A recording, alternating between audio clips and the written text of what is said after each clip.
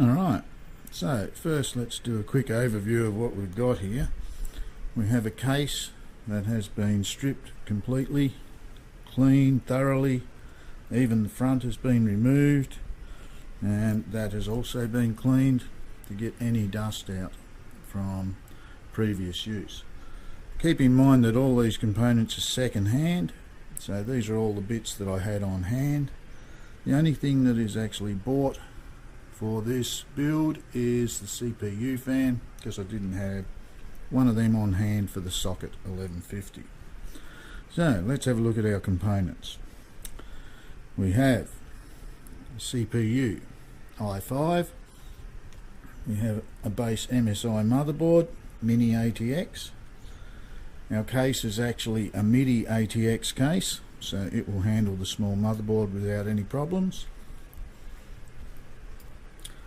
We have 4 sticks of DDR3 RAM. They're different sizes, so it builds it up to 26 gig in all. We have a Sapphire Radeon 2GB graphics card, HD 8750, 500 watt PSU, Silverstone,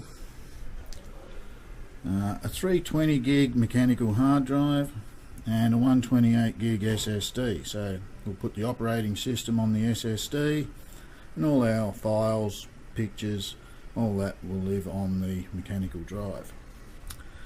That's part of the case. It's a little caddy to hold our 3¼ inch drives, like the actual card reader, and the SSD in its little carry case. We have some cable ties for cable management. We have some thermal paste that will do for the CPU and mounted underneath under the fan. Some spare screws and risers, and these are the actual screws we took out of the case. Notice how I've laid them out. We've labelled them, just makes it for ease of reconstructing.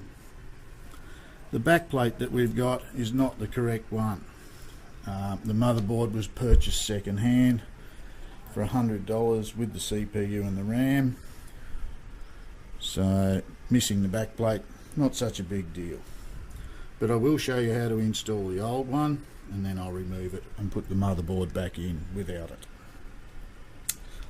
We have a decent sort of toolkit, some spare screws if we need them, whole heap of different types of cables and Molex. Quite often you'll need some sort of adapters. Basic tools that we'll use: single system fan.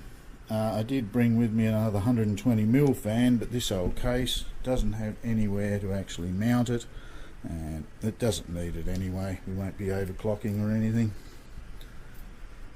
So that's basically all of the components that we'll need to build this entire system.